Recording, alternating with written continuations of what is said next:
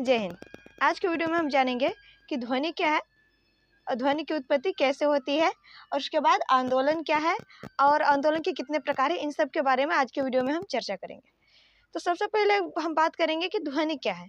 तो देखिए, जो कुछ भी हम अपने कानों से सुनते हैं उसे क्या कहते हैं? ध्वनि कहते हैं। जो कुछ भी हम अपने कानों से सुनते हैं उसे ध्वनि कहते हैं। हम बहुत सी चीज़ों रोज सुनते हैं, गाड़ी की आवाज़, मोटर की आवाज़, बच्चे के रोने की आवाज़, किसी की बातचीत की आवाज़, बहुत सारी चीज़ें सुनते हैं। जो कुछ भी हम सुनते हैं उसे क्या कहते हैं?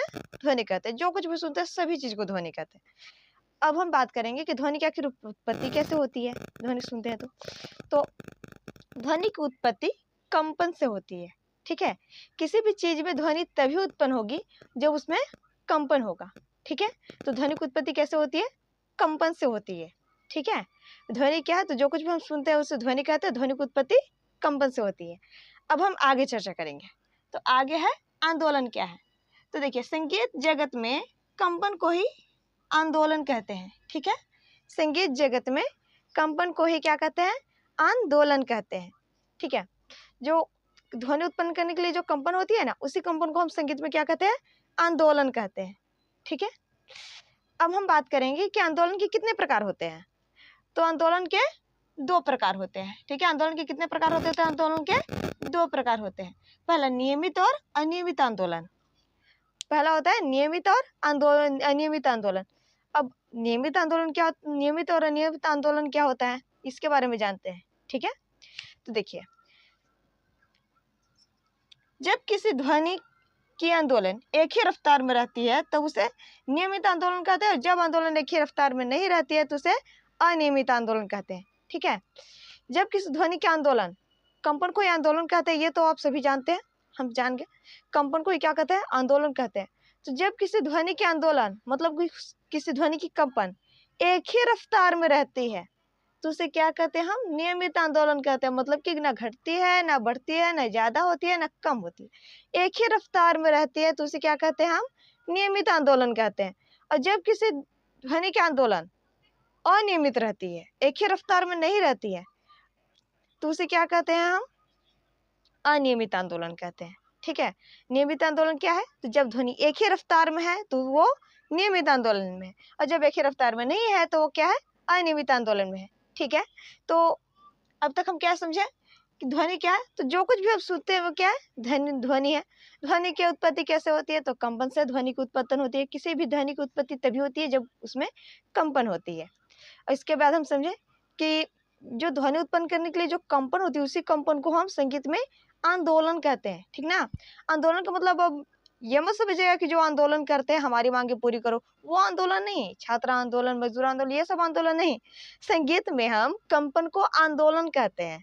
ठीक है, कंफ्यूज नहीं होइएगा। संगीत में क्या कहते हैं? कंपन को आंदोलन कहते हैं।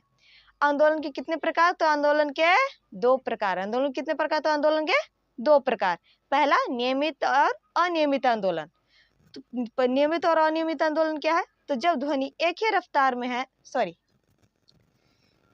जब किसी ध्वनि के आंदोलन मतलब कंपन एक ही रफ्तार में है तो उसे नियमित आंदोलन कहेंगे। और जब किसी ध्वनि के आंदोलन मतलब कि उसकी कंपन एक ही रफ्तार में नहीं है तो अनियमित आंदोलन कहेंगे। एक ही रफ्तार में है तो नियमित, एक ही रफ्तार में नहीं है तो अनियमित। ठीक है, अब हम जानेंगे कि ये स्थिर आंदोलन क्या है और अस्थिर आंदोलन क्या है। ठीक है, तो जब किसी ध्वनि के आंदोलन एक ही रफ्तार में रहती है तो उसे हम स्थिर आंदोलन कहते हैं। जानेंगे कि स्थिर आंदोलन क्या है और अस्थिर आंदोलन क्या है। जब किसी ध्वनि की आंदोलन कुछ देर तक चलती रहती है तो उसे हम स्थिर आंदोलन कहते हैं। जब किसी ध्वनि की आंदोलन तुरंत ही समाप्त हो जाती है तो उसे हम अस्थिर आंदोलन कहते हैं। ठीक है, जब किसी ध्वनि की आंदोलन कुछ देर तक चलती रहती है तो उसे हम स्थिर आंदोलन कहते हैं। और जब किसी ध्वनि की आंदोलन तुरंत ही समाप्त हो जाती है तो उसे हम लोग अस्थिर आंदोलन कहते हैं। ठीक है, तो आज के वीडियो में हम क्या समझे? सबसे पहले ध्वनि क्या है? तो जो कुछ भी हम सुनते हैं उसे ध्वनि कहते हैं। जो कुछ भी हम सुनते हैं तो उसे ध्वनि कहते हैं। ध्वनि की उत्पत्ति कैसे होती है? तो ध्वनि की उत्पत्ति कंपन से होती है। किसी भी ध्वनि की उत्पत्ति कंपन से होती है।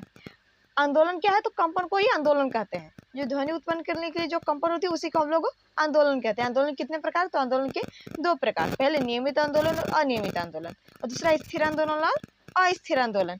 नियमित आंदोलन और अनियमित आंदोलन क्या होते हैं?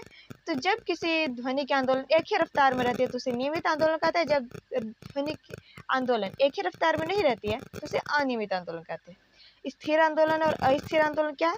तो जब किसी ध्वनि की आंदोलन तुरंत ही समाप्त हो जाती है तो उसे अस्थिर आंदोलन कहते हैं, और जब किसी ध्वनि की आंदोलन कुछ देर तक चलती रहती है, कुछ देर तक स्थिर रहती है, तो उसे हम लोग अस्थिर आंदोलन कहते हैं। ठीक है, तो उम्मीद है आपको ये वीडियो खूब अच्छी तरह से समझ आ गया होगा। मिलते हैं नेक्स्ट वीडियो में। नेक्स्ट वीडियो में हम चर्चा करेंगे कि नाद क्या होता है, नाद के कितने प्रकार होते हैं, श्रुति क्या होता है, स्वर क्या होता है, लय क्या होता है, इन सब चीज़ों के बारे में हम नेक्स्ट वीडियो में चर्चा करेंगे। मिलते हैं नेक्स्ट वीडियो में, तब तक के लिए जय हिंद।